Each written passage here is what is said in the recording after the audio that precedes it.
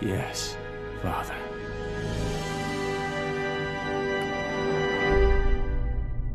Buenas, ¿cómo están? Bienvenidos a un nuevo video de Historias en Viñetas. En el día de hoy acompañados por Ofelia, que está descansando allí atrás. Y hoy vamos a hacer una nueva entrega de Revolviendo Historietas, otra vez con un hilo conductor que va a ser Año 1.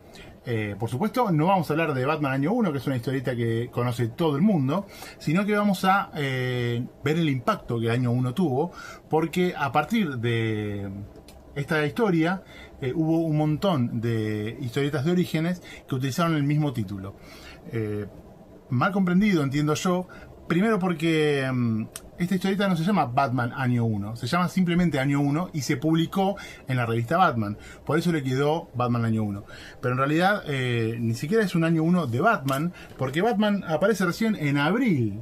Se llama Año 1 porque cuenta el primer año, como todo el mundo ya sabe, por supuesto, disculpen la redundancia.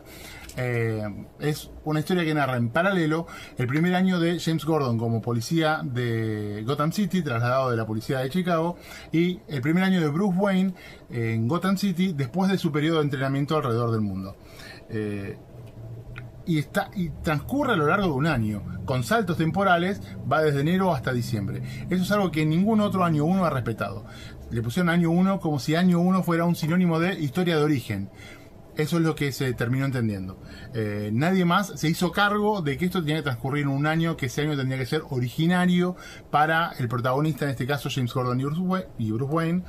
Secundariamente, Bruce Wayne se transforma en Batman, pero Batman no está a lo largo de todo el año. Es Bruce Wayne el que atraviesa ese año y es James Gordon también.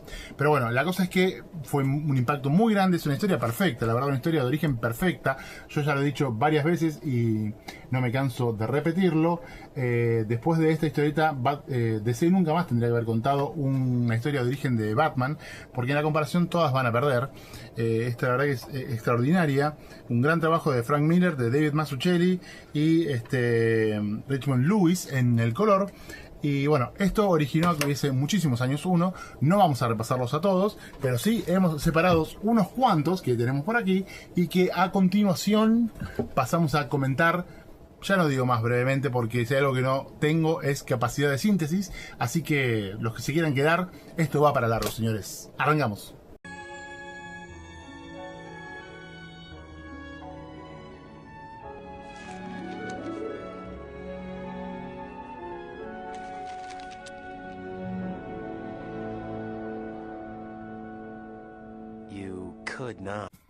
Bueno, vamos a empezar repasando años 1 de la Bat Familia y haciendo un poquito de trampa primero porque vamos a ver este Batman Año 3, porque es en realidad un Año 1 para Richard Grayson, que es el personaje que más años 1 ha tenido en la historia del multiverso. Nadie ha tenido tantos años 1 como el buen Dick Grayson. Y en este Batman Año 3, que transcurre en el presente del universo DC Comics del momento en que se publica, se cuenta por retrocontinuidad el origen de Dick Grayson, porque transcurre en el momento en el que se está por salir en libertad Tony Zucco, y con esa excusa repasan cómo fue la tragedia que sufrió Dick en el circo, con la muerte de sus padres que él presenció, y que aprovechan para meter por retrocontinuidad a Tim Drake como un espectador, para que un poquito más adelante, en un lugar solitario para morir, linkee a Dick Grayson con Robin, por reconocer las acrobacias que hacía en el aire. Bueno, esta historieta está escrita por Mark Wolfman, dibujada por Pat Broderick, con muy bonitas portadas de George Pérez, que tienen todas la particularidad de estar atravesadas por un haz de luz, también en la 2, también en la 3 y también en la 4. Y bueno, entonces acá van contando, ya digo, por flashbacks, cómo fue la tragedia que sufrió Dick y bueno, la promesa y los primeros pasos, el juramento que lo obliga a hacer Bruce Wayne y los primeros pasos que tuvo como Robin.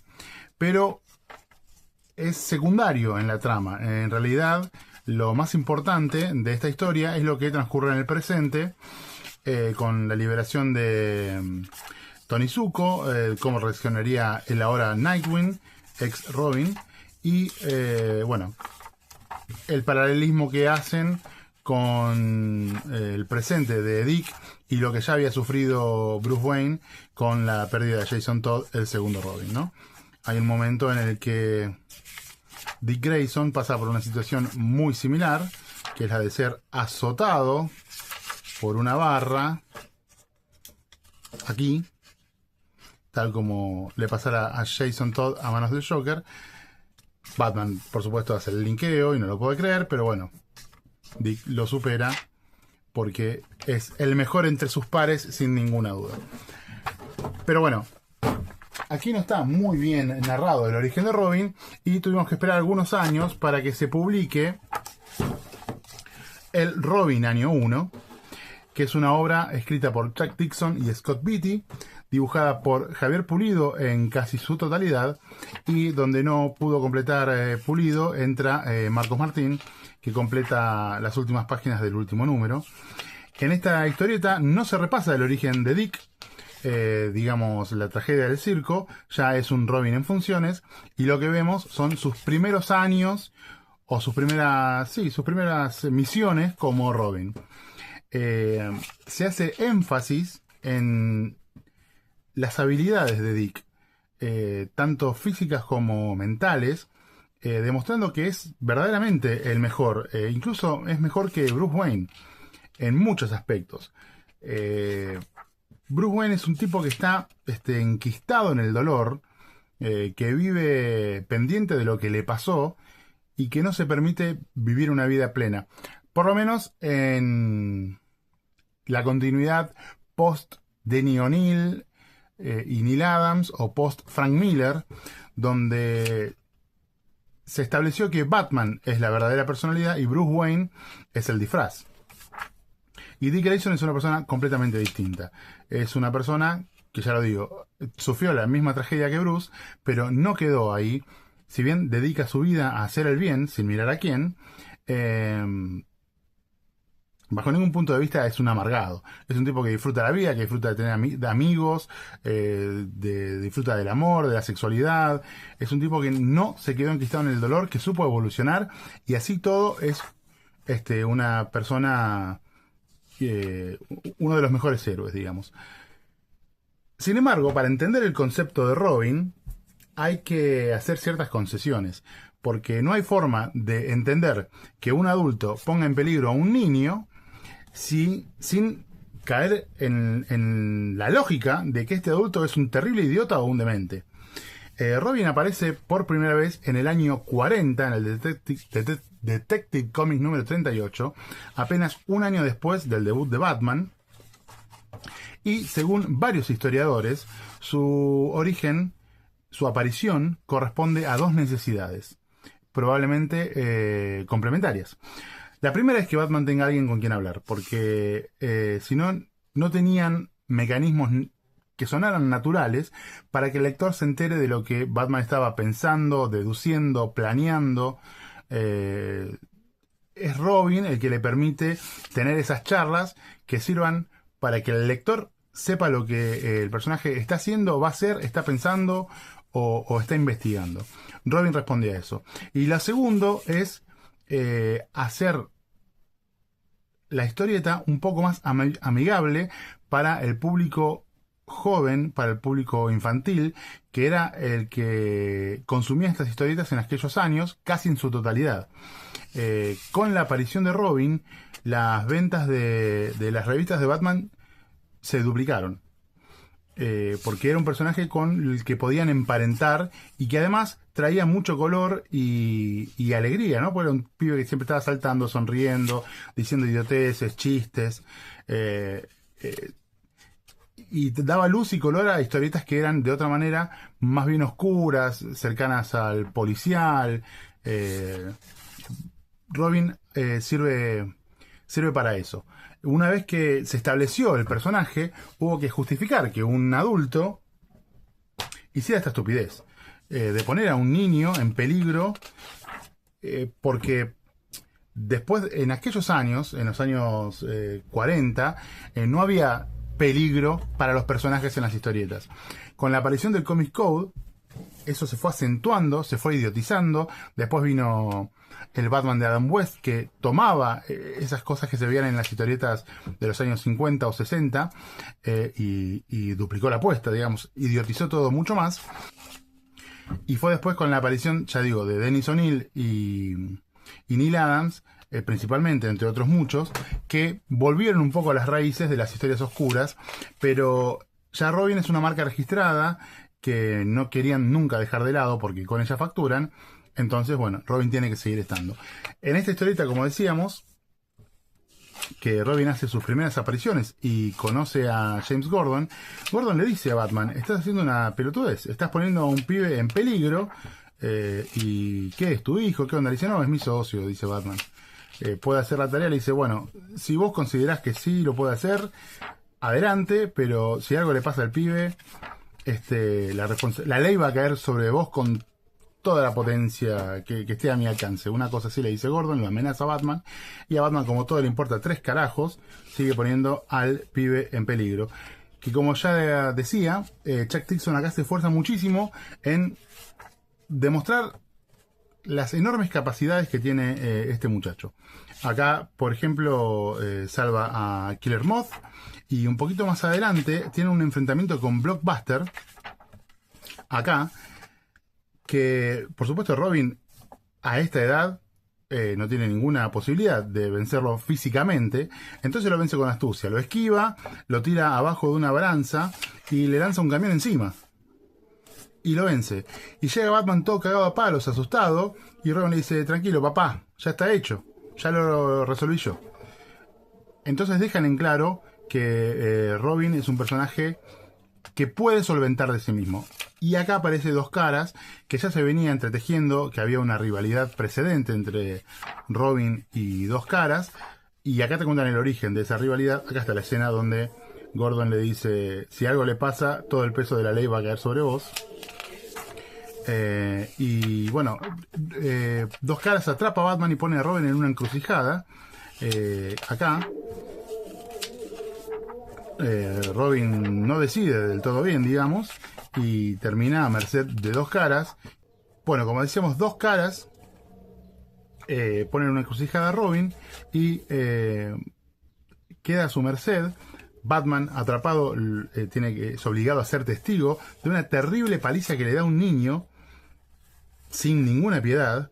Después agarra un hermoso bate de béisbol y también le empieza a dar sin ton ni son y lo deja al borde de la muerte. A la larga Batman se termina salvando, pero ya es un poco tarde para evitar la paliza y Robin queda en estado crítico. Como es un tipo que, ya veníamos diciendo, Bruce Wayne es un terrible pelotudo, una vez que supera el riesgo mortal y recobra el sentido Dick Grayson, estando ahí en cama, apenas haber recobrado la conciencia de una terrible paliza, el pelotudo le dice: estás despedido, no servís como Robin, y no te quiero más a mi lado. Entonces el pibe no solo que sufrió una terrible golpiza para tratar de salvarlo, sino que se siente despreciado por este perfecto idiota. Entonces, ¿qué hace? Se recobra, toma tiempo para volver a ser su mejor versión, digamos, para curarse y escaparse. Y bueno, acá hay una aparición de Mr. Freeze, que es un lindo guiño, porque en realidad no es Mr. Freeze, es la identidad previa a la primera que tuvo Victor Fries, que era Mr. Zero. Acá hay una de sus apariciones con portada de Kurt Swan, y después la historieta que está por Dave Wood con arte de Sheldon Moldoff. Acá, bueno, nada, es una aventura que nada que ver, nada, para que vean nada más que esta era la primera encarnación de Mr. Freeze en este traje verde tan bonito. Aparece aquí. Bueno, la cosa es que Dick Grayson se escapa de la mansión, no quiere volver más, no quiere saber más nada, pero tampoco está resignado a soltar la tarea de ser vigilante, de ayudar a quien pueda. Entonces termina después de vencer a Mr. Freeze, termina uniéndose a la Liga de las Sombras, a quienes contratan de paso para acabar con Dos Caras, con Harvey Dent. Así que bueno, nada, también dentro de la Liga de las Sombras se empieza a entrenar, demuestra que es el mejor entre sus pares y termina negándose a matar y finalmente Batman lo vuelve a aceptar a su lado, entendiendo que con su guía o sin su guía ya Dick Grayson estaba muy comprometido con la causa, digamos, y prefería tenerlo cerca suyo para poder cuidarlo, aunque muy bien no lo había hecho, que dejar que el niño termine en la Liga de las Sombras o en algo peor, intentando hacer justicia, ¿no? Bueno, nada, cuando lo vuelve a asumir, le dice, nada, tenés que volver a seguir las reglas, y en caso de que yo tenga que morir y que vos no hagas nada, prefiero morir yo antes de que vos vuelvas a arriesgarte. Pero bueno, nada, no tiene ningún sentido el concepto de Robin. El concepto de Robin no tiene ningún sentido si no lo entendemos en su necesidad cuando apareció en 1940, y en que eso es parte de la convención de los superhéroes. Los sidekicks son una realidad.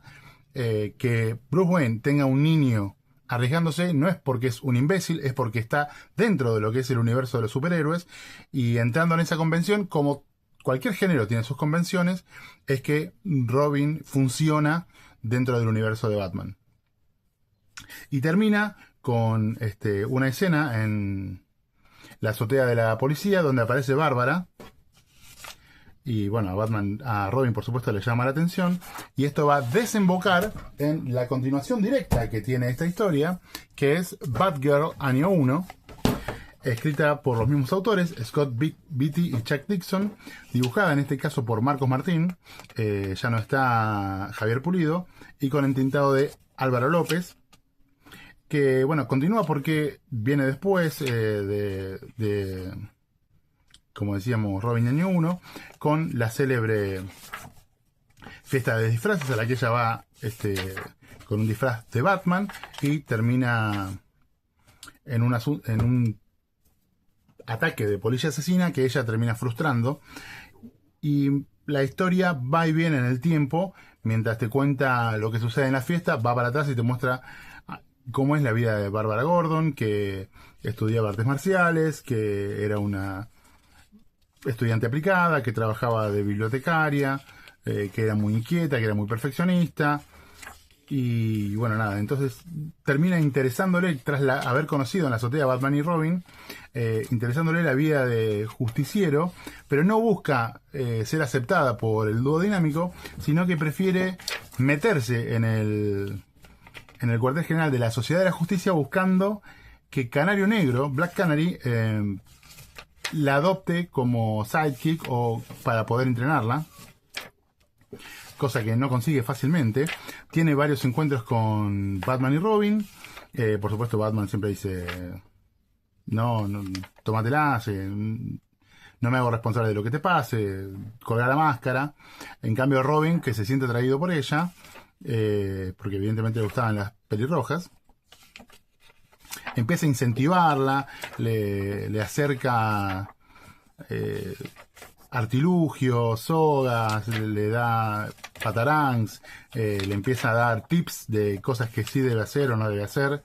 Acá en este caso ella se tira con una soga que no era la apropiada para estos saltos, y ellos la rescatan. Y le dicen, no, con esa soga no, señorita, porque te vas a hacer pelota, tiene que ser una soga flexible. Bueno, nada, como que de a poco, aunque no quieran, la empiezan a entrenar, digamos, y en un momento la llevan a la Baticueva, donde tenían un escenario para entrenamientos por el que había pasado Robin en la miniserie anterior. Y bueno, ella no se deja ser pelotudeada ni por Batman ni por Robin, y los manda a cagar, y se va, y le dice, si tengo que permitir que me maltrates para que me entrenes, tómatelas. Y efectivamente después empieza a perseguir a Killer Moth y que hace un team up con Firefly y secuestran a Gordon. Y en medio de ese descontrol, digamos, sí une fuerzas, hace un team up Batgirl con Black Canary, buscando rescatar a James Gordon. Acá aparece Black Canary. Bueno, nada, todo es exitoso. Finalmente Batman y Robin la llevan nuevamente a la Baticueva, le cuentan quiénes son ellos, por qué hacen lo que hacen, y la invitan a ser parte. Ahí está el team up con Black Canary. Y una vez que ella ya es parte, le dan Batimoto, le dan todo lo que necesita para la lucha contra el crimen. Y una vez que ella acepta ser parte de la sociedad, digamos, de justicieros, lo que queda es despreocupar a James Gordon, porque él ya sospechaba que esta muchacha pelirroja muy probablemente fuera Bárbara. Intentó un par de veces a lo largo de la historia descubrirla, y ella siempre pudo escapar. Y acá vuelve a entrenar a ese lugar, y hay unas viñetas premonitorias, porque después del entrenamiento aparecen figuras de todos los villanos a los que tiene que derribar, y el último es el Joker, que aparece ahí con un arma en la mano, como más adelante sucederá en The Killing Joke. Y bueno, y finalmente aparecen sobre el tejado Batman y Batgirl, y Batman la presenta, le dice es una nueva socia, y al mismo momento aparece Bárbara en el techo. Y dice, pero ¿cómo puede ser? Es que habían vestido de niña, de Batichica, a Robin, a Dick Grayson. Entonces como que se despejan las dudas de James Gordon de que Batgirl no es su hija. Las dos historias, tanto Robin año 1 como Batgirl año 1, la verdad que son muy muy buenas. La de Robin me gustó más, pero las dos están muy bien hechas, tienen muy buenos dibujos. Chuck Dixon era un maestro escribiendo a estos personajes, a todo lo que es la Batfamilia. Las escribió muchísimos años, y siempre de bien para arriba. Estas están muy muy buenas las dos. Y por supuesto, esto no fue todo, porque después los cambios en la Batifamilia se siguieron dando, y Dick Grayson deja de ser Robin para asumir el mando de Nightwing. Esto sucede dentro de la colección de Nightwing, que había sido escrita mucho tiempo por Chuck Dixon con dibujos de Scott McDaniel, y le piden después de Robin y de Batgirl año 1 que hagan un Nightwing año 1, por lo que se suma Scott Beatty también al guión, pero en vez de hacerlo aparte, lo hacen dentro de la colección de Nightwing. Creo que son 6 números, vamos a ver qué números abarca. 101 al 106. Entre los números 101 al 106 se cuenta esta historia en la que Robin ya no está 100% a disposición de Batman, porque también es líder de los Teen Titans, con lo que decíamos antes. Es un tipo que no se va a quedar quieto en la frustración. Evolucionó, tuvo amigos, hizo su propio equipo, es el líder, tiene pareja con Starfire en esta época, y bueno, llega tarde a un enfrentamiento con Clayface, y bueno, lo terminan derrotando, pero a duras penas.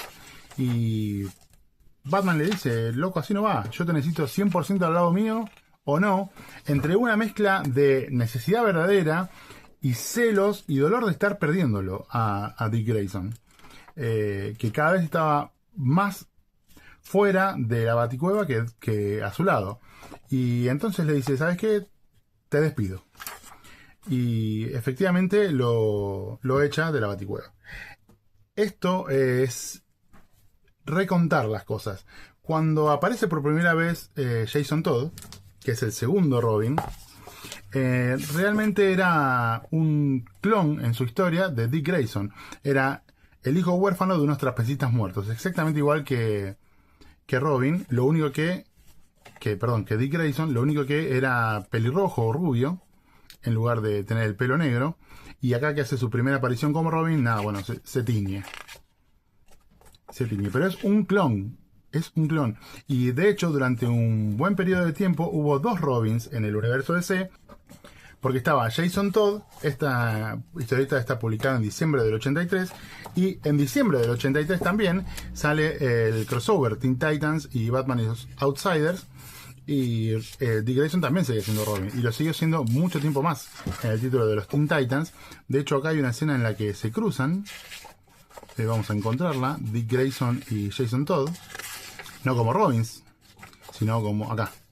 Ahí está el coloradito Jason Todd y Dick Grayson. Acá, Dick Grayson, este es Bruce Wayne. Y él también era Robin. O sea que durante un tiempo, como decíamos, hubo dos Robins en el universo DC. Esto venía a recontar las cosas, digo, porque Nightwing aparece como tal por primera vez en Teen Titans número 44, en medio de la saga del contrato de Judas. Dick venía de un par de números habiendo decidido dejar el manto de Robin, dejar que solo lo use Jason Todd, y él andaba sin identidad, digamos, superheroica. Y acá asume la identidad de Nightwing, y lo que mencionan es que tiene un maletín metálico, que no se sabe de dónde viene, que no se sabe quién se lo dio, y que adentro tiene el traje de Nightwing. ¡Pam! Hace su primera aparición, la nueva identidad de Dick Grayson. Esta historia viene a tapar esos huecos también, ¿no? A contar qué fue cómo fue que se dio eso y de dónde salió el misterioso maletín. Entonces, una vez despedido, empieza a buscar su identidad.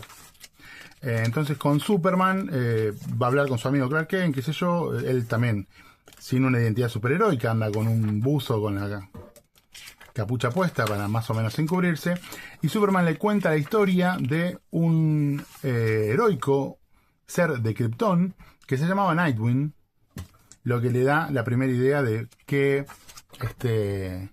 nombre puede usar, lo que además se relaciona con el Superman 168, 158, creo yo por ahí, volumen 1 de Superman, en una historia en la que Superman va a la ciudad embotellada de Kandor. A él lo habían acusado de que podía hacer crecer la ciudad y no quería hacerlo, entonces medio que la ciudad de Kandor se había puesto de culo con él, y entra con Jimmy Olsen y asumen identidades de superhéroes. Ella se hace llamar Nightwing y Jimmy Olsen es Flamebird, y bueno, y hacen ver que era toda una mentira, que en realidad Superman, el proceso existía, pero que si hacía crecer la ciudad de Kandor, a la vez iban a desarmarse en átomos, iban a perder la vida, entonces por eso Superman no lo quería hacer.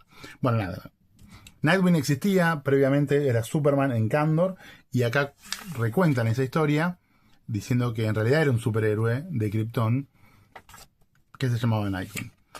Después decide volver al circo, está buscando su identidad. Decide volver al circo y ahí tiene un contacto con Deadman. Esta es la segunda portada. El hermano de Deadman estaba trabajando en el circo de Boston Brand, el hermano, y le cuentan de que el primer traje así similar al de Deadman lo había usado su padre, John Grayson. Entonces él, después de una aventura que tienen acá, asume el traje del padre, digamos, ¿no? Y ya se va acercando a lo que va a ser Nightwing. Mientras tanto, por su parte, Bruce Wayne adopta un nuevo Robin, que es Jason Todd. En su búsqueda por la identidad, ya con su traje o con un traje de circo y el nombre decidido, ya que él pensaba actuar en Gotham, se va a presentar ante James Gordon y le dicen: mire, yo soy el que era Robin. Le demuestra una estrellita que Gordon le había regalado tiempo atrás y le dice que ahora va a ser Nightwing y que está de su lado y que, bueno, nada, que no lo caen a tiros básicamente, y tiene un encuentro con Batgirl, con que siempre hubo onda entre Batgirl y Nightwing, pero acá ella medio que lo rechaza porque dice, mira, estás con Starfire, no me estés boludeando. Listo, le dice él, es verdad, no la voy a dejar, así que nada. Y empieza a hacerse ver, ¿no? Se meten en Arkham para que amedrentar al Joker, solamente para que sepan de que existe un tal Nightwing. Y después tiene un encuentro con Jason Todd, ya en su rol de Robin. Jason, bueno, acá ya enfatizando esas características de muchacho contestador, rebelde, que se lanzaba sin pensar. Bueno, nada. Es algo que también, un encuentro que ya se había dado también en otro número de Batman. Creo que Batman, ya les digo, en Batman 416, en este número, en el que también de la fabulosa dupla Jim Starlin, Jim Aparo, Robin un poco impetuosamente se mete en un lugar donde estaban produciendo drogas y nada, la caga. Nightwing los venía investigando y así él se apresuró, digamos, y evitó que encuentren a los dealers verdaderos, a los que compraban la droga. Y bueno, entonces después va a la Baticueva medio a cagarlo a pedo a Batman porque el chico era muy imprudente y empiezan a discutir. Le dice, me echaste a mí, y después tomaste a otro chico, y le empieza a forzar a ¿por qué? Dice, bueno, porque me arrepentí porque te extrañaba. Y la verdad, tengo otro Robin porque Batman sin Robin no funciona y ya no te podía pedir a vos que vuelvas. Ya hiciste tu vida, ya tenías tus amigos, ya tenías otra identidad. Y entonces forcé a otro chico a vestirse de Robin. Nada, y después vuelven a hacer team up Nightwing y Robin y lo empieza a aconsejar y a tratar mejor, entendiendo cuál es el lugar que tenía este nuevo chico, y Batman le agradece. Bueno, una reversión de cosas que ya habían pasado. Y también con Dos Caras, porque es importante que Dos Caras siempre esté disponible. Y finalmente, con Batman muy herido, cerca de la muerte, se ven forzados a colaborar Batgirl, Robin y Nightwing para salvar a Alfred, que lo tenía preso Waylon Jones, que es Killer Croc, y que estaba trabajando para Dos Caras. O sea, todo siempre gira en torno entre Robin y Dos Caras, que es algo ahí que se metió y que funciona bastante bien, la verdad. Y bueno, y finalmente se descubre el misterio del maletín metálico, que se lo entrega a Jason Todd con un diseño y armas que había hecho para él Alfred, que fue siempre el encargado de armar los trajes de la Batfamilia. Así que bueno, nada, está muy muy buena la miniserie esta. A mí me encanta como dibuja Scott McDaniel, pero siempre me gustó, me vuelve loco la dinámica que tiene, la velocidad, el dinamismo, en menor medida, bastante lejos, me produce lo mismo que me producía Nor Brayfold. Ya lo dije, hace poco comentamos algo dibujado por él en otro video.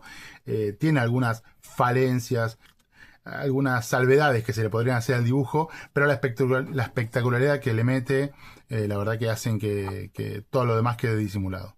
Estas perspectivas, la velocidad que le ponía a las páginas, el dinamismo, bueno, me estoy repitiendo, pero bueno, y gran trabajo en estos 3 años 1 de Chuck Dixon y Scott Beatty, que me gustó muchísimo lo que hicieron. Uno diría que ya es suficiente, basta, no queremos más saber de tus orígenes, Dick Grayson, pero no, hay más, porque hay un Teen Titans año 1, escrito por Amy Wolfman y con dibujos de Karl Kerschl, que no cuenta el primer encuentro de los titanes, sino el segundo, porque los mentores empiezan medio a volver locos. Batman, Aquaman, Flash, a actuar de manera precipitada, casi criminal, y entonces ellos se reúnen y en un momento Gar, Aqualad, dice, no nos veíamos desde... Bueno, acá todavía siguen... Ahora es Aquaman el que se desboca, digamos. Y Flash también, bueno. Cuando se encuentran,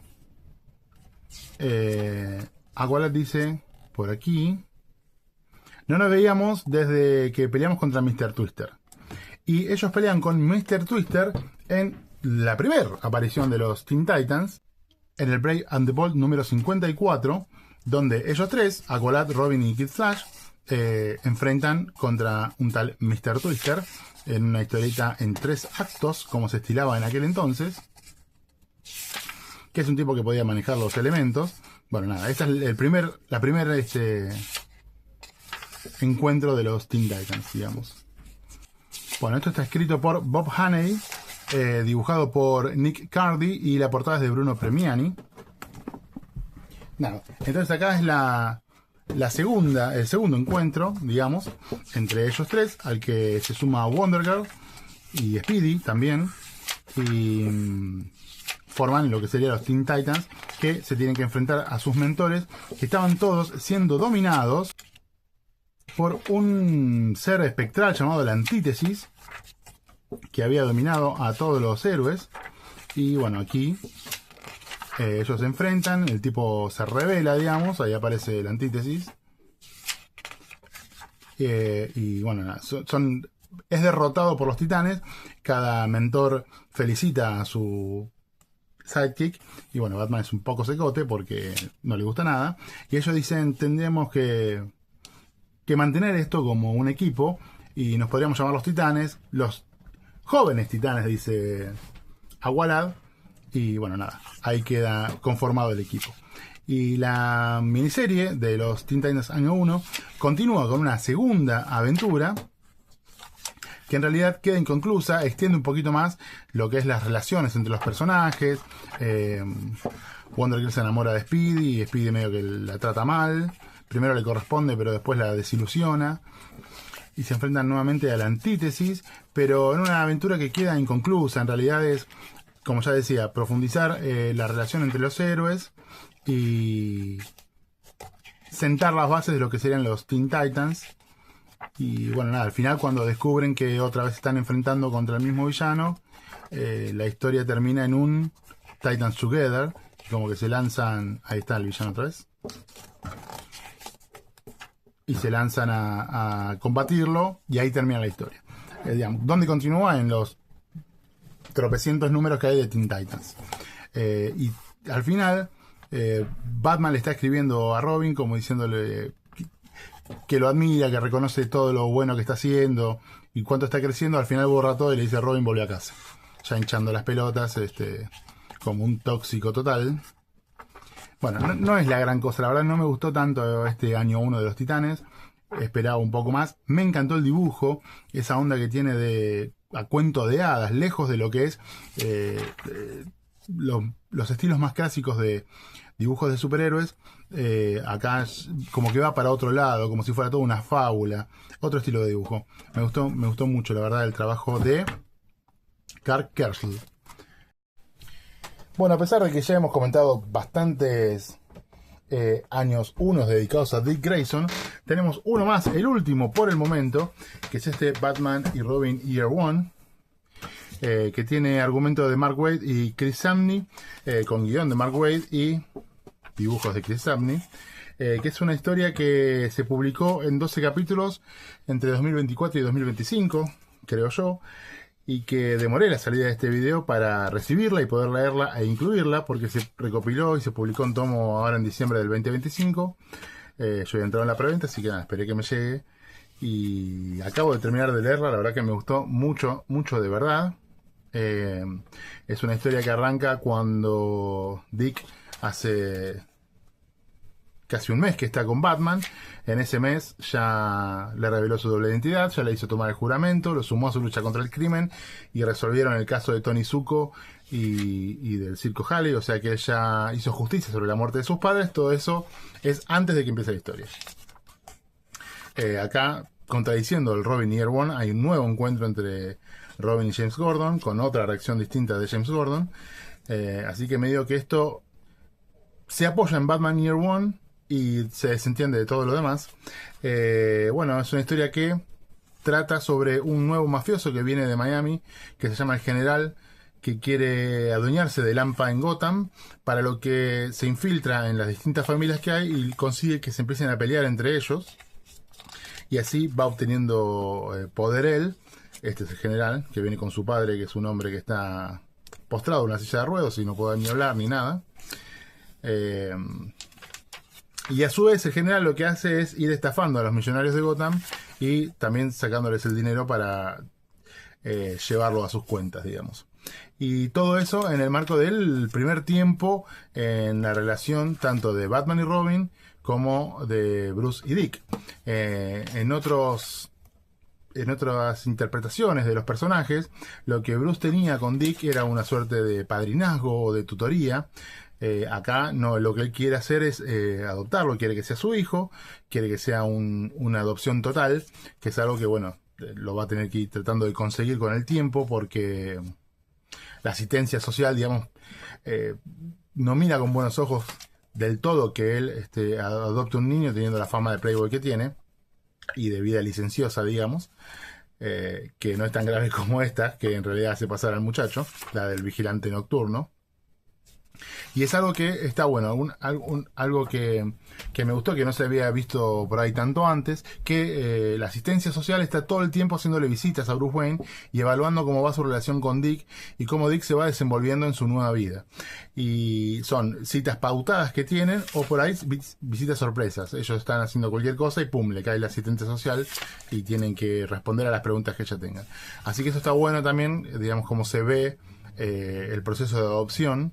Y por otro lado también lo que está muy bueno es la relación entre Bruce y Dick, porque Bruce quiere no solamente quiere que él sea un soldado al lado de Batman, digamos, en su guerra, sino que quiere ser buen padre, quiere poder responder a las necesidades que tiene él.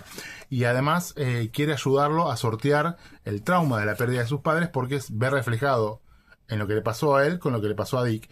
Y es algo que también está bueno, porque Alfred le dice, son personas distintas, él lo procesa de forma distinta y no queda agarrotado con el dolor. Es un chico que puede evolucionar muy fácilmente. Y otra cosa que está muy buena también es la relación Batman y Robin, porque si bien él va aprendiendo y Robin, digamos, va aprendiendo y es el segundo, digamos, tiene que obedecer órdenes, es un tipo que tiene mucha iniciativa, que es muy impulsivo, que es muy desordenado a la hora de operar, digamos, pero que con todas las decisiones que él toma por su cuenta obtiene los mejores resultados. Así que Batman también tiene que ir no creyéndose el dueño de la verdad, sino que ir aprendiendo en esa nueva relación y aprovechar esa potencia que tiene Robin, esa proactividad que tiene el muchacho para su beneficio. No lo puede coartar, digamos, porque es una de sus fortalezas. Así que bueno, nada, está muy bien llevada adelante la relación de ambas identidades de ambos personajes.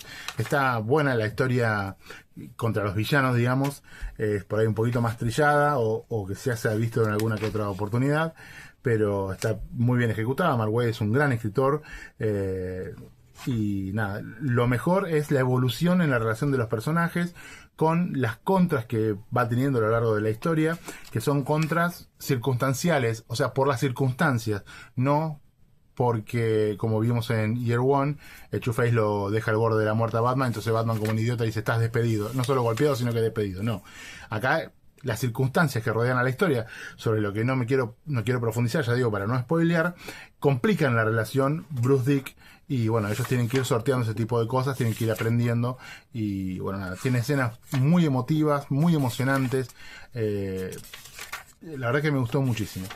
Seguramente dentro de poco me explaye un poco más al respecto por escrito en la página. Porque nada, la verdad que me gustó mucho de verdad.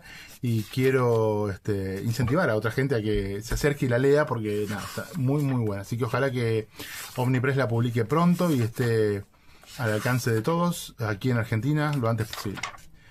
Bueno, nada, acá dejamos a Dick Grayson descansar en paz después de tantos orígenes y pasamos a otra cosa.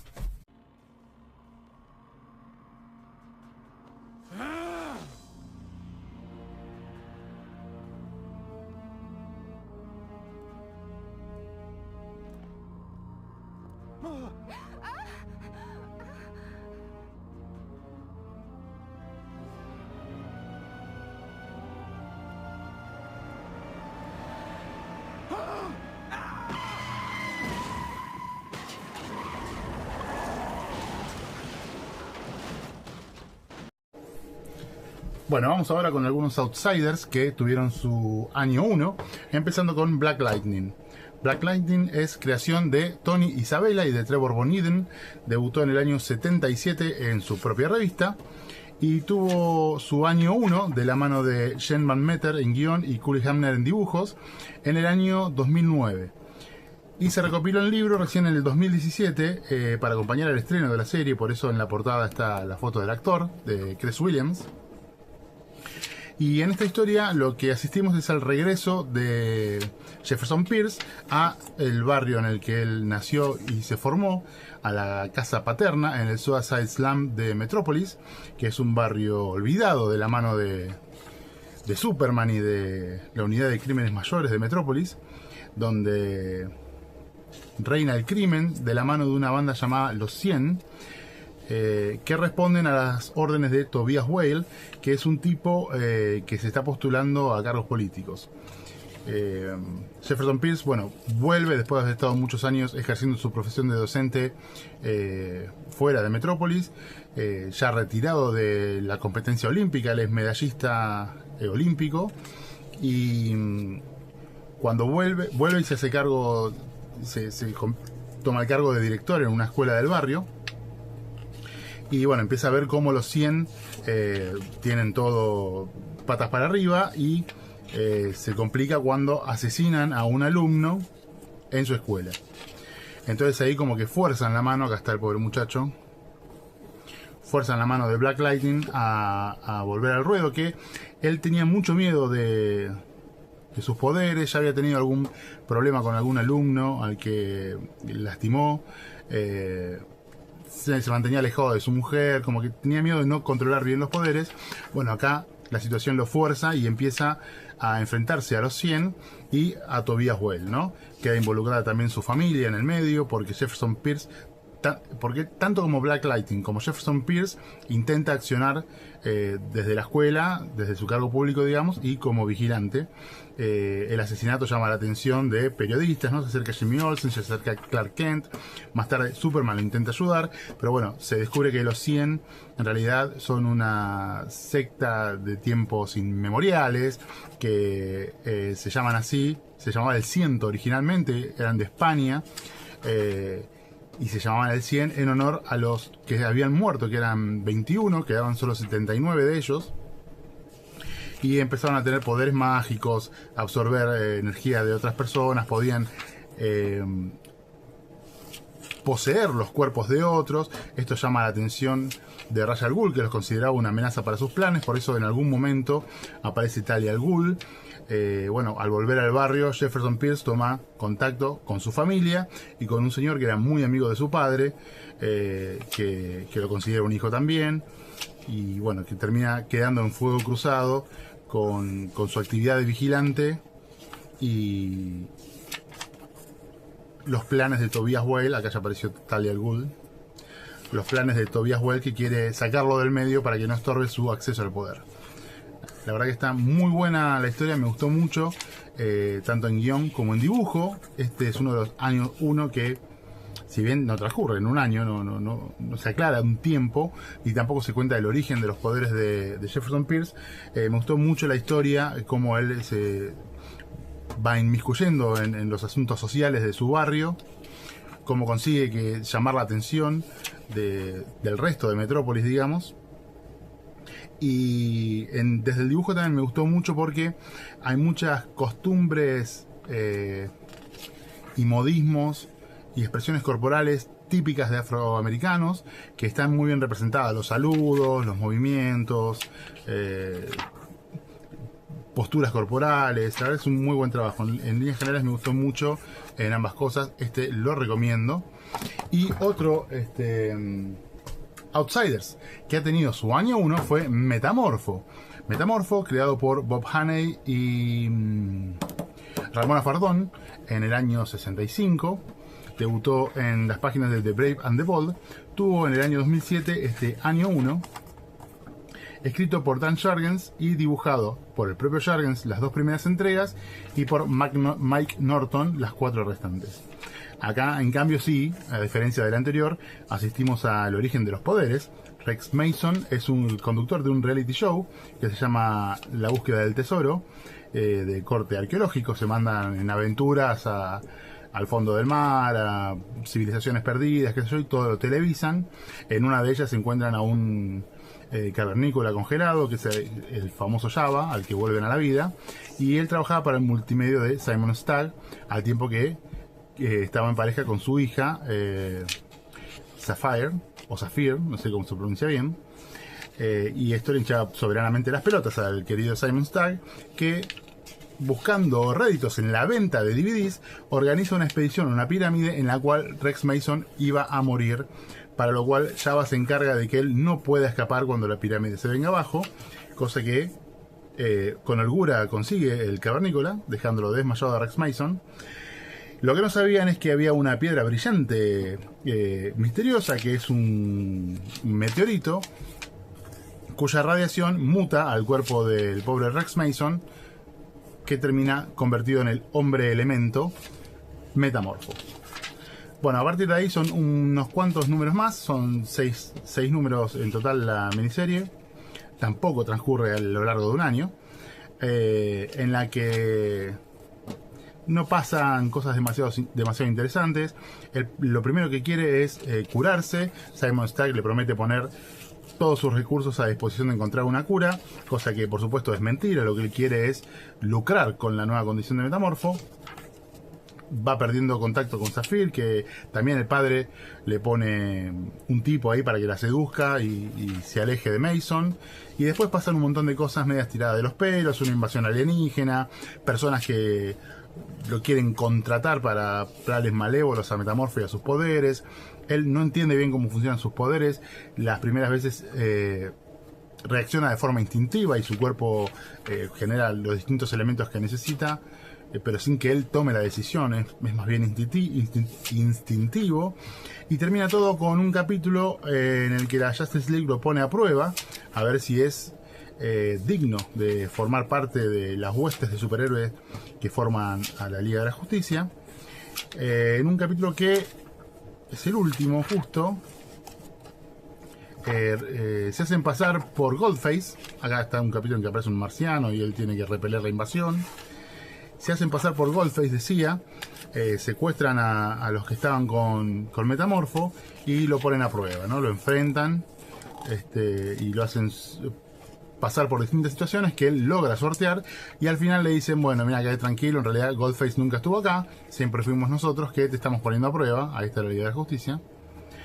Y él dice: pero la Gran 7, que gana de romper las pelotas. Dice: bueno, podés ser miembro de la Liga. Él dice: bueno, la verdad que no, gracias, no me interesa, si en algún momento me necesitan me pueden llamar, pero mi objetivo principal es encontrar una cura. Y así quedan establecidas las cosas. Él cerca de Simon Stagg para encontrar la dichosa cura, Sapphire con otro tipo y Java ahí en el medio. No es muy brillante, la verdad, esta miniserie, no me gustó tanto. Ya digo, son 6 capítulos, podrían haber sido 4 tranquilamente, algunos están muy de relleno. Pero bueno, nada. Metamorfo se merecía también su historia de origen. Las portadas son todas encima, para estar a la altura, portadas de Kevin Nowlan, y de un Kevin Nowlan no muy inspirado, la verdad. Son portadas bastante medio pelo, que no dicen demasiado, que Kevin Nowlan puede mucho más que esto. Pero bueno, qué sé yo, ahí están. 3 chuequitos le pondría a esta, cumple, pero no te vuelve loco. Y ahí estamos con los Outsiders.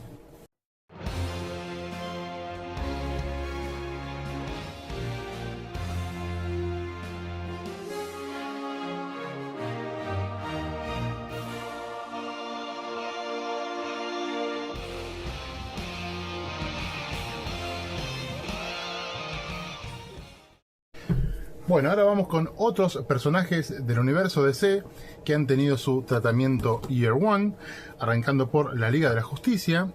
La Liga tuvo una miniserie de 12 entregas que está escrita por Mark Waid y con dibujos de Barry Kitson, en la que ni bien comienza se deja en claro que es una suerte de Elseworld, una historia alternativa que no es la historia canónica.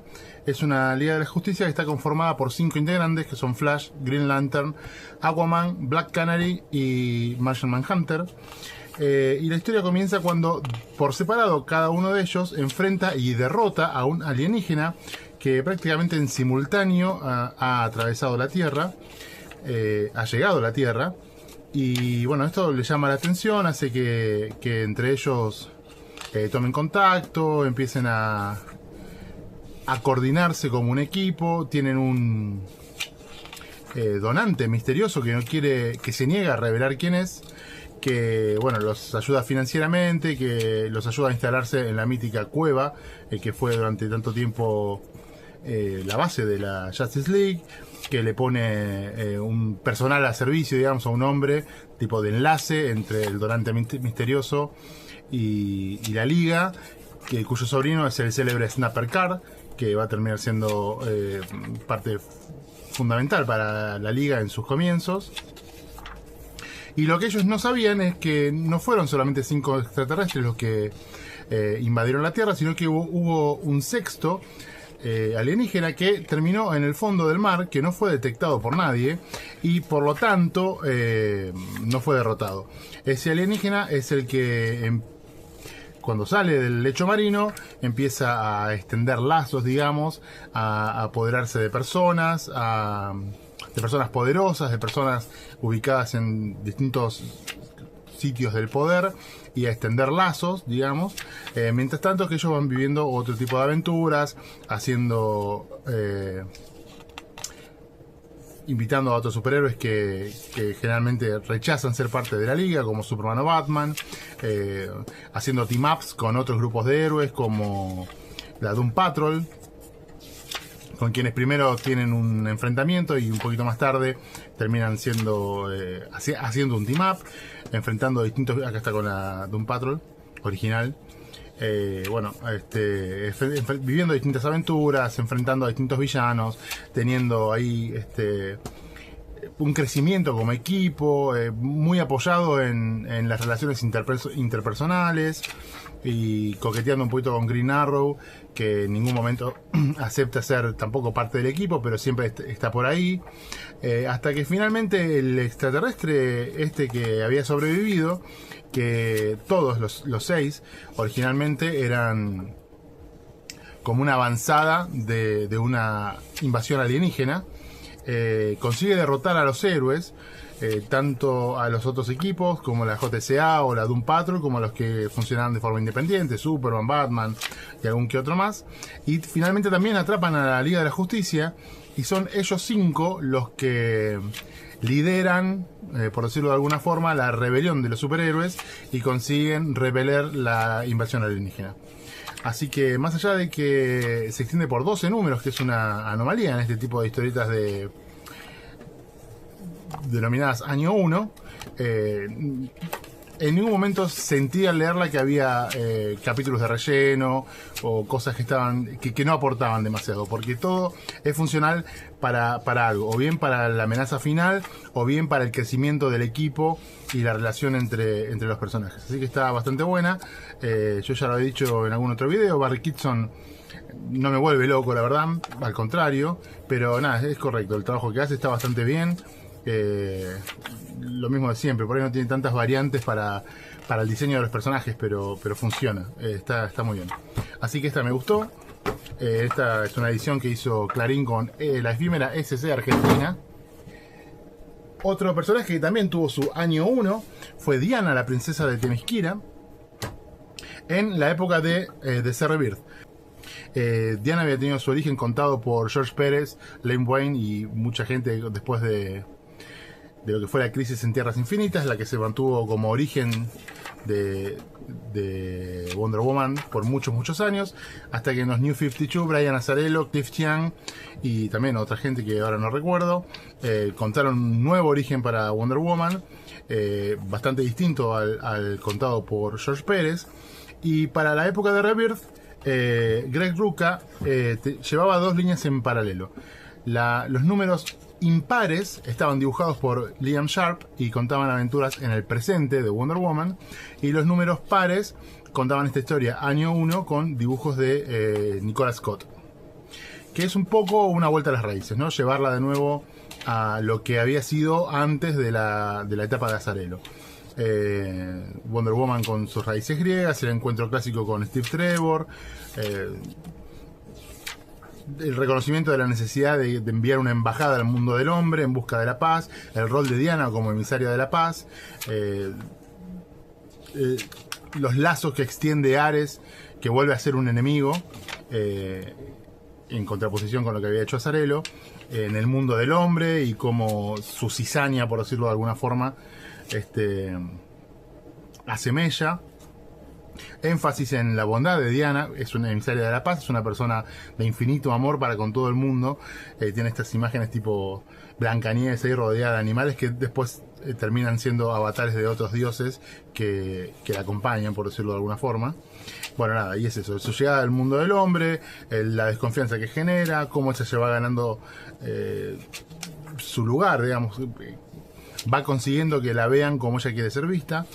Y bueno, nada, hasta llegar a la batalla final con Ares, que eventualmente, mirá lo que son los dibujos de Nicola Scott, una genia, la verdad. Nada, y llega el enfrentamiento final con Ares, y está bueno, la verdad que me gustó. Es, ya digo, una vuelta a lo básico, una vuelta a lo clásico, o lo que yo considero lo clásico de Wonder Woman, que está muy bien contado y muy bien dibujado.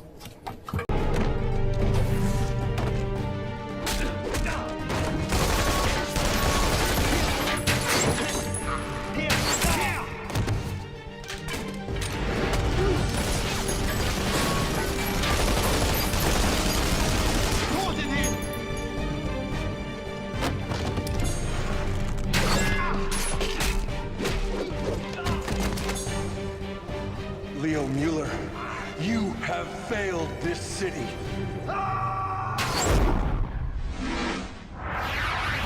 Bueno, vamos con otro año 1 que me gustó mucho, que es Green Arrow Year One, escrito por Andy Diggle y dibujado por Shock, que es también un recuento de la historia clásica de Green Arrow, con algunas variaciones. En esta oportunidad, bueno, Oliver Queen es un playboy multimillonario, egoísta, soberbio, que en un viaje en yate con un amigo, este tipo lo traiciona porque no sé en qué chanchullo andaba, que no recuerdo el detalle, y lo termina reventando a trompadas y tirándolo al mar, por lo que llega, acá en estas escenas, por lo que llega a la famosa isla en la que queda varado, una isla desierta, que él supone desierta en un principio. Entonces, para, bueno, sobrevivir, se ve forzado a aprender un montón de cosas, a cazar, a construir chozas y casas, bueno, se arma como puede flechas y un arco, y se va perfeccionando sus habilidades hasta que se vuelve un maestro de la arquería. Y eventualmente descubre que la isla no está abandonada, sino que hay una organización mafiosa llamada China White, que tiene esclavos con los que cultiva drogas, opio, no sé qué tipo de estupefacientes, y entonces empieza con sus nuevas habilidades incorporadas en el tiempo que estuvo varado en la isla, a ponerle freno a estos tipos, ¿no? Hasta que consigue detenerlos y liberar a la gente que estaba presa. Y una vez que vuelve a la civilización, ya es un hombre nuevo, un hombre que ha atravesado una metamorfosis y que ya tiene otra mirada sobre el mundo, sobre su condición de millonario, sobre su función dentro de la sociedad, y es donde, bueno, crea el traje de Green Arrow y comienza la vida superheroica.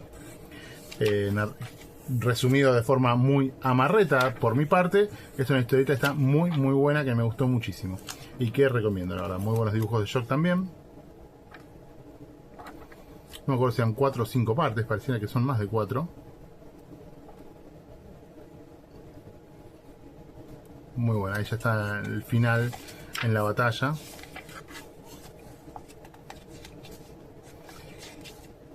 Contra los narcotraficantes. Y ahí termina como Green Arrow. La verdad que muy buena. Y en la otra mano, una que es bastante flojita, es Superman Year One. Porque si vamos a hablar de origen de Superman, es Superman The Man of Steel. Esta, sin embargo, es una obra que realizaron en conjunto Frank Miller al guión y John Romita. Frank Miller es el padre de la criatura, digámoslo, porque es él el que propone el título Año 1, como comentábamos antes, que se llamaba Año 1 porque transcurría en un año, algo que ninguna de las otras historias llamadas Año 1 han respetado. Tampoco lo hace Frank Miller aquí. En teoría, esto era el origen del Superman del universo del Dark Knight, de Dark Knight Returns, la obra que hiciera con Klaus Janson y Lynn Barley. Pero bueno, la verdad que no funciona. Todavía me pregunto qué es lo que quisieron hacer tanto Miller como Romita Jr. en su breve y amarrete paso por DC Comics. Pero bueno, es una historia que se divide en 3 arcos. Muy escuetamente cuenta los primeros años hasta que Clark decide que es momento de unirse a la milicia, y así lo hace, y está un tiempo en el servicio militar, digamos, una cosa así, y después siente el llamado de Lori Lemaris y se va al fondo del mar y se vuelve emperador de Atlantis. Y está varios años ahí hasta que dice es momento de emerger, y se pone el traje de Superman y sale a la superficie y empieza rápidamente a ocupar todos los lugares que tradicionalmente ocupa Superman, es decir, la relación con Lois Lane, su empleo en el Daily Planet como Clark Kent y su rol como defensor de Metrópolis y la Tierra como Superman, pero todo narrado de forma muy rápida. Y prácticamente sin sentido. El encuentro con Lois Lane es la verdad que memorable. No se le puede, no puedo poner en palabras, es inexplicable por qué funciona así, por qué deciden hacer las cosas así. Es un Frank Miller exacerbando aquellas características que en su momento las manejaba bien y lo volvieron una voz única. Ahora es esa misma voz exacerbada y hasta deformada. Eso de la voz en off del personaje que se habla a sí mismo, que ya había usado también en el Dark Knight, bueno, acá está ido al carajo.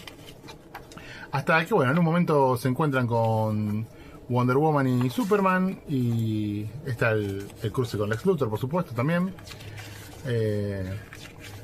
Se encuentran con Superman y Wonder Woman, como que nace la Trinidad, y Superman dice, uy, una amenaza del universo, viene Brainiac, me tengo que ir, y pum, fin. Y arréglate como puedas. Totalmente innecesaria, totalmente inconexa con el universo del Dark Knight, que era, en teoría, la idea original. Así que, bueno, nada, olvidable.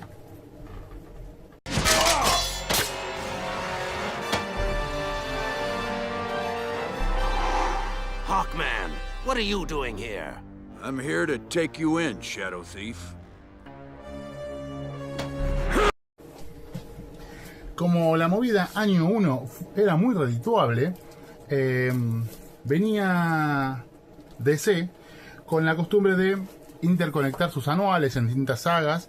Así sucedió la saga de Eclipso y otra llamada Bloodlines, y también hubo un año, el año 1995, en el que todos los anuales se llamaban Año 1, que en teoría vendrían a contar el origen de los personajes en cuestión. Algunos los cumplen, otros no tanto, la verdad. Hay, por ejemplo, este anual de Flash, que es obra de Mark Waid en guión, con Dave Brewer en dibujos, que es por supuesto no es el origen ni de Barry Allen ni de Wally West como Kid Flash, pero sí va a sondear los primeros tiempos de Wally West tomando el rol de su mentor. Apenas recuerda cómo fue su origen, clonado al de Wally, el de Wally clonado al de Barry.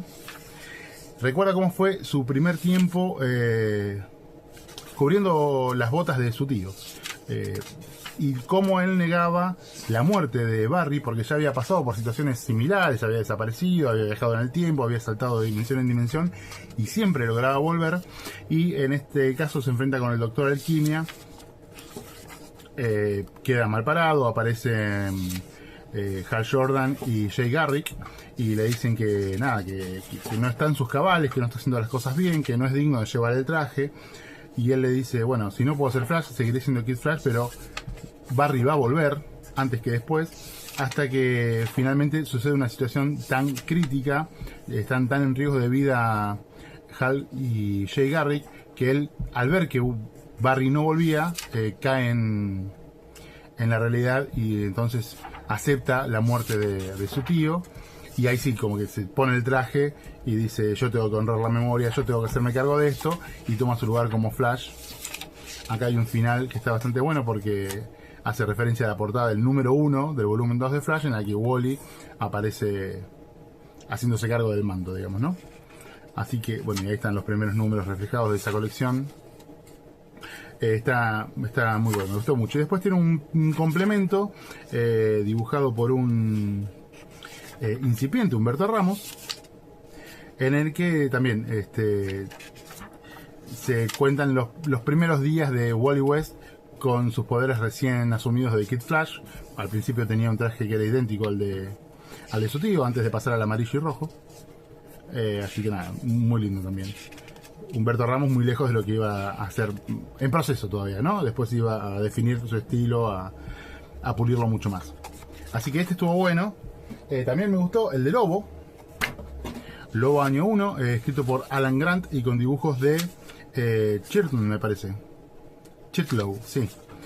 Chirtlow, en el que Lobo recuerda su origen también, cómo mató a toda su planeta para ser el único cesarniano, y recuerda la única vez acá está un álbum de fotos, matando el día en que nació, matando al partero, siendo carnívoro desde el día 1.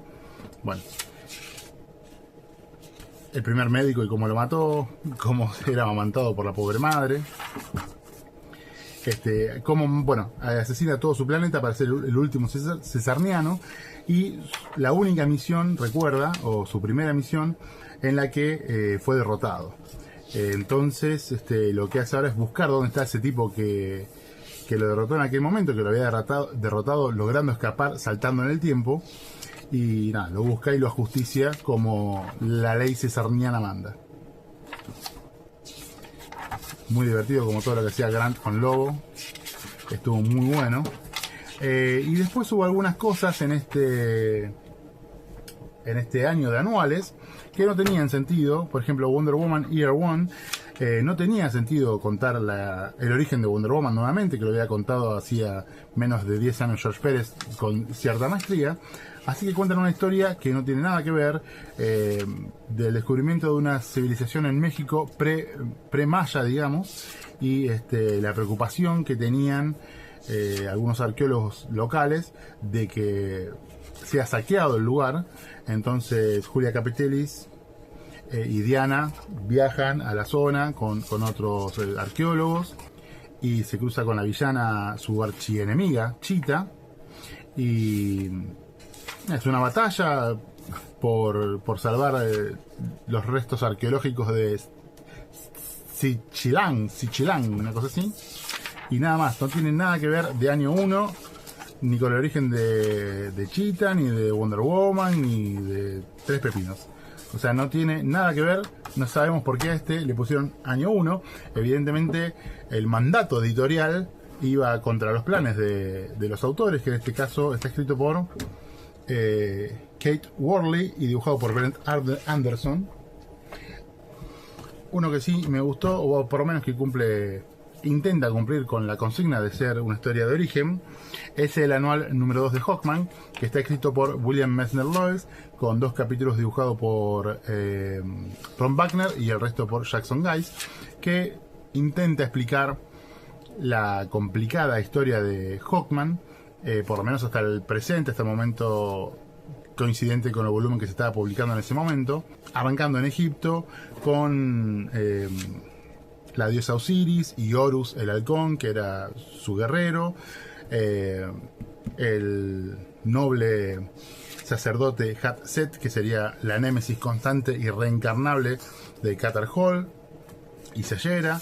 Hay el primer enfrentamiento en Egipto para liberar a su pueblo. que termina con la muerte de Hatset, para enseguida despertar reencarnado muchos años más tarde en Nueva York, en los años 40, un nuevo enfrentamiento con nuevas reencarnaciones de Sayera y Katar Hol, que siempre se van encontrando en sus nuevas vidas. Y bueno, eso va sucediendo. Solamente se detienen en esos dos, digamos, en lo que fue la Golden Age y un poquito más. Y después saltan al presente y ya lo vinculan con lo que iba sucediendo en esos números del volumen que se estaba publicando de Hawkman. No es brillante para nada, pero cumple con la consigna. La historia de Hawkman fue siempre, no siempre, pero de un momento en adelante lo complicaron. O sea, el Hawkman de la Golden Age se metía con Egipto y la reencarnación constante. Cuando lo refrescaron para The Brave and the Bold, nada que ver, eran tanagarianos, eran policías, venían a estudiar los métodos de la policía de la Tierra y se desvinculaba de todo aquello de la reencarnación. Y bueno, y después más adelante lo complicaron mucho. Así que, bueno, siempre estuvo medio turbio. No es el único al que le pasó, Power Girl con las crisis también le pasó lo mismo y cosas así. Bueno, se complementa con una linda galería dedicado a Hawkgirl, Hawkwoman, Hawkman. Y ahí quedó ese amor. Seguimos. Titans, together! Bueno, vamos con algunos años uno más, del año en que todos los anuales eran temática de año 1. Creo que esto ya lo dije, pero lo repetimos. Algunos personajes, como por ejemplo Batman, tenían 4 títulos al mes y 4 anuales por año. No tenía sentido contar 4 veces el origen de Batman, menos teniendo en cuenta que todo esto surge a partir del año 1. Así que le dedican los anuales a los villanos. El primero, que debe ser de Batman, el título Batman, la verdad que no lo recuerdo, vamos a verlo aquí atrás. No, el primero, que es The Shadow of the Bat, es obra de Alan Grant en guión y Brian Apthorpe en dibujos. Es una suerte de primera incursión en Gotham de Poison Ivy con ese alias, ¿no? Pamela Isley, con su alias de Poison Ivy, haciendo su primera incursión en Gotham y su primer atentado ecoterrorista, en el que participa Bruce Wayne, que en una gala de beneficencia ella aparece y amenaza a todos los ricos de Gotham, los infecta y a Bruce Wayne lo envenena besándolo y le queda una sola hora de vida. Por lo que Batman se lanza a perseguirla. Ahí está el beso de Bruce Wayne. Y también resulta que a Batman lo besa. Y Batman estaba buscando una cura para Bruce Wayne. Y ella le dice, la única cura posible es un segundo beso mío. Así que nada, sin que ella lo sepa, había curado a su víctima Bruce Wayne. Nada, es anecdótico, pero me gustó el dibujo. Y está bien llevado, está buena. La segunda está dedicada a The Riddler. Esta es de Detective Comics, el anual. Es obra de Chuck Dixon en guión y Kieron Dyer en dibujo. Y bueno, esta sí repasa el origen, la génesis de Riddler, con una infancia en la que los padres no le daban mucha bola, en la que sufría mucho bullying, en la que se esforzaba para ser notado y no lo conseguía. Bueno, nada, un poco tonto el origen, si se quiere, el motivo, pero lo que sí está bueno es la justificación que él da por qué deja los acertijos. Es que en realidad para él el cometer delitos es secundario. Lo que él hace son arte performático, digamos. Cada asalto de él con la persecución a través de los acertijos es una obra de arte que él está llevando a cabo, algo que también, un concepto que también se había visto en el Joker de la película Batman de 1989, y está bueno, la verdad que está bueno, es interesante. El dibujo de Kieron Dyer me gusta en líneas generales siempre, y acá está muy bien, así que está muy bueno. Y los otros dos también, uno escrito por Doug Moench y dibujado por Brett Blevins, repasa el origen del Scarecrow, que como del acertijo nace de una infancia poco feliz, con mucho bullying. Lo cargaban comparándolo con Ichabod Crane, el protagonista de La leyenda del Jinete sin cabeza. Y bueno, cómo él se fue obsesionando con el miedo y hasta llegar lo cargaban porque era un espantapájaro, por supuesto, hasta llegar a crear ese gas tan famoso que él tiene y a manipular el terror de las personas que lo rodean y llegar a convertirse en un criminal. También cuando el origen del villano es una infancia poco feliz, y esa infancia poco feliz se limita a bullying y padres que no te quieren, se me hace que es un poquito exagerado el desenlace, pero bueno, cada persona es un mundo de ficción además. Y el mejor de todos, que es el cuarto, que es el anual correspondiente a Legends of the Dark Knight, es obra de Chuck Dixon en guión otra vez, dibujado por el gran Kike Alcatena, que repasa el origen de Man-Bat, con Kirk Landstrom teniendo una sordera que casi no lo deja escuchar, descuidando un poco su relación con Francine por su obsesión con estudiar los murciélagos, hasta que le retiran los fondos en la universidad en la que trabaja, y entonces él, para acelerar el proceso, prueba en sí mismo el suero en el que estaba trabajando, y le mejora la audición como si fuera una suerte de Kurt Connors buscando tener un nuevo brazo. Él buscaba mejorar su audición, lo consigue, pero bueno, subsecuentemente empieza a desfigurarse con estos dibujos fabulosos de Alcatena y a convertirse en el hombre murciélago que conocemos. Eventualmente Batman va a descubrir todo el trasfondo y a llegar a una cura. En realidad la que llega a la cura es Francine, ayudada por otro médico, por otro científico que trabajaba con Kirk. Logran revertir la mutación de Kirk Landstrom y volverlo a la normalidad. Bueno, un trabajo increíble de Kike Alcatena. Acá tengo uno que me regalaron también, la edición de SC, del mismo que no usó la portada original. La portada original es esta. Decidió usar uno de los dibujos del interior que había hecho Alcatena. Bueno, nada, es la misma historia. Están buenos en líneas generales, están buenos estos. Después otro que tenemos es un Year One en el anual 11 de The New Titans, que tampoco es un año 1, la verdad, como habíamos visto anteriormente el de Wonder Woman, después de año 1. Esto es posterior a la hora 0, y lo que hace es por ahí contar un poquito el trasfondo de los titanes del futuro que habían sobrevivido, estos que aparecían acá: Mirage, Red Wing, se llamaba Kilovatio, Knight Rider creo, y Terra, que había vuelto de la muerte.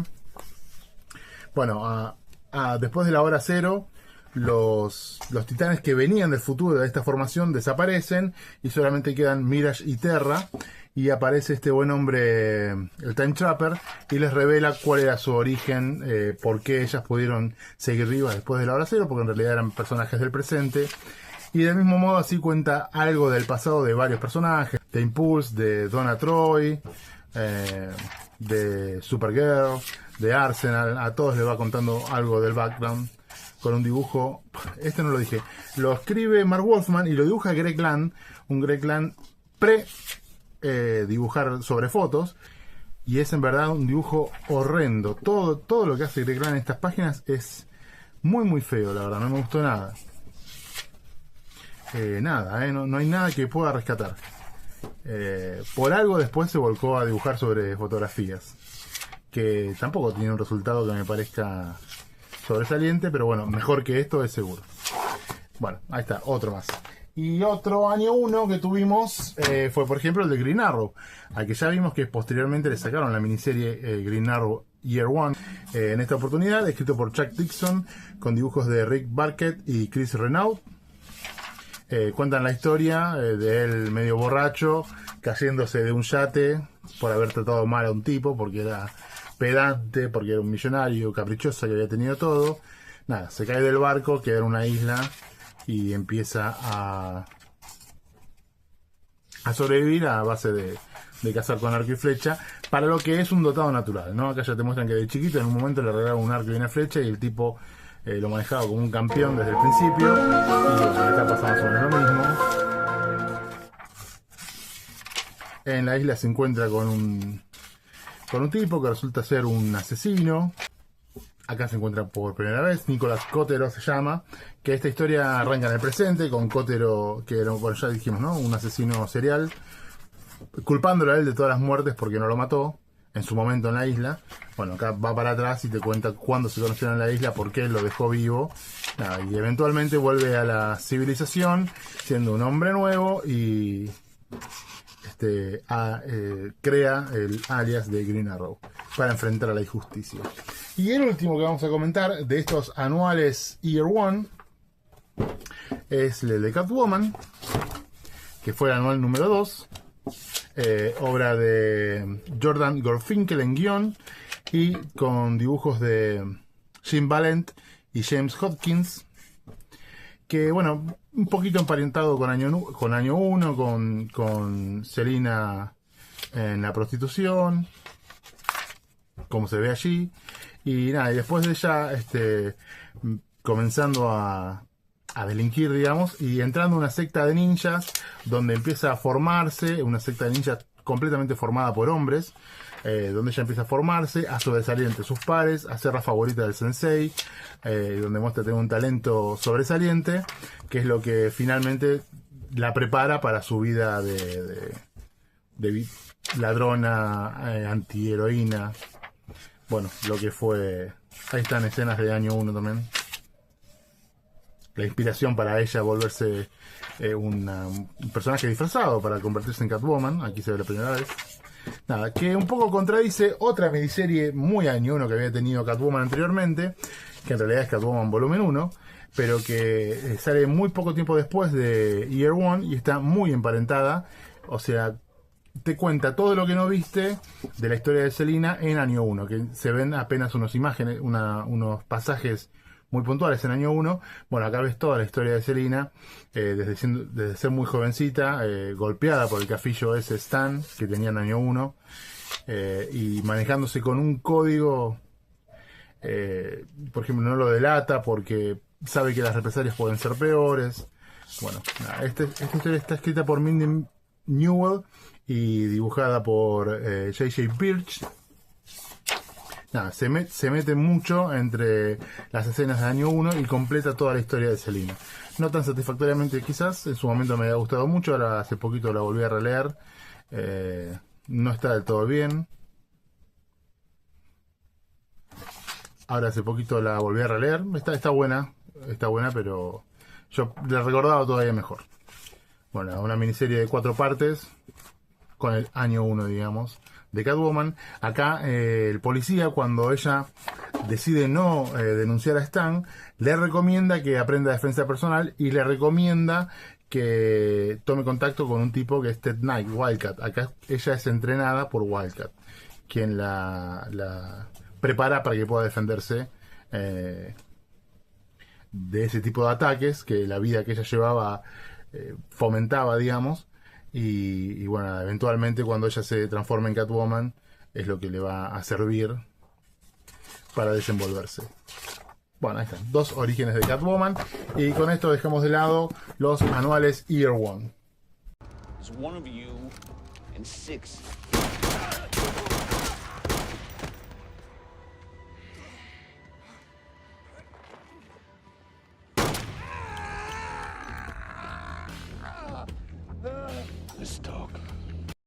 Bueno, como venimos viendo, Year One es un concepto de DC que nació con la historia de Batman y que después ha replicado todo y ha lucrado con eso todo lo que pudo, y Marvel se ha cuidado de no utilizarlo, de no validarlo de alguna forma, digamos, el éxito del concepto Year One. Pero se le escapó la tortuga con el Punisher Year One, una miniserie de 4 partes, obra de Dan Abnett y Andy Lanning en guión, dibujado por Dale Eggleston y Scott Koblish, en la que un periodista llamado Mike McTeer, que es un periodista frustrado, fracasado, divorciado, que la mujer no lo quiere ni ver, que es un borracho, estaba tirado en el Central Park el fatídico día en el que asesinan a la familia de Castle, y a él lo despiertan los disparos, y cuando se acerca a ver, bueno, ve la masacre. Aparece la policía, él es el testigo principal, van poniendo todos en las bolsas mortuorias y ahí se dan cuenta de que Castle no estaba muerto, totalmente sacado, se despierta y reacciona. Y bueno, hasta que lo consiguen frenar, lo llevan a un hospital, la noticia se propaga. Y este McTeer lo que ve en Castle es la oportunidad de volver a ser un periodista relevante, ¿no? De dar la nota de los asesinatos de la familia Castle y con eso conseguir volver a tener su lugar, un lugar respetable como periodista. Por supuesto, para la mafia que haya sobrevivido Frank Castle, es un cabo suelto que tienen que eliminar lo antes posible, por lo que intentan matar a Frank, cosa que no consiguen porque, bueno, es un marín hiperentrenado que los destruye a trompadas.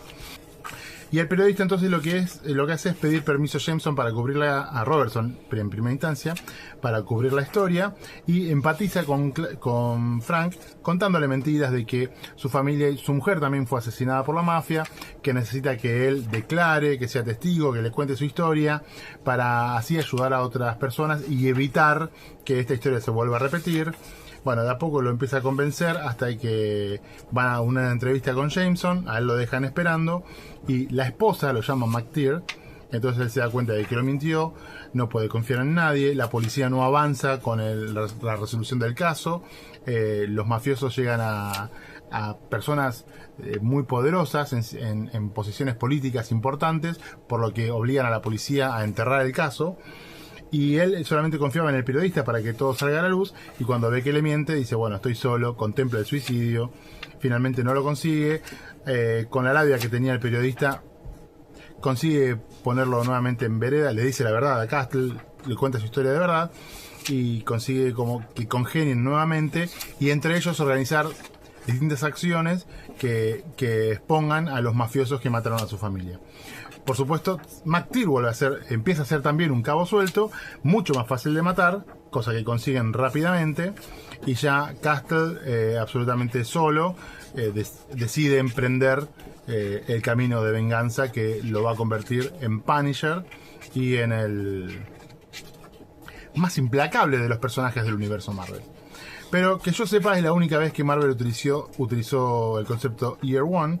Sin embargo, las editoriales de países por fuera de Estados Unidos que toman la licencia saben que el título Año 1 es convocante, es por lo que, por ejemplo, Panini sacó una edición de esta miniserie que se llama Los héroes más poderosos de la Tierra, que es una historia de origen de los Vengadores, y la publicó como Vengadores Año 1. Lo mismo hizo DC en algunos casos, por ejemplo, esta miniserie de Aquaman, que se llama Time and Tide, 5 la publicó como Año 1, y lo mismo hizo hace no tanto tiempo Omnipress, que también sacó Aquaman Año 1, y también hay años 1 de, qué sé yo, Wildcat, Judge Dredd, Sherlock Holmes, El Zorro, el Ultraverse, los Ghostbusters, Vampirella, el Avispón Verde, Shadow, cientos de personajes han utilizado el título Año 1, colgándose de la capa de Batman y su Año 1. Así que bueno, estos fueron algunos de los hay muchísimos años 1 más que no hemos tocado, y además hay otras muchísimas historias de orígenes muy buenas también que no tienen ese título Año 1, sino que tienen algún otro título, y que en algún momento tal vez revisitaremos. Por hoy lo dejamos acá. Les agradecemos a todos los que han llegado hasta este momento, y bueno, nada, nos vemos lo antes posible con algún otro video que ya veremos de qué tema será. Hasta pronto, señores.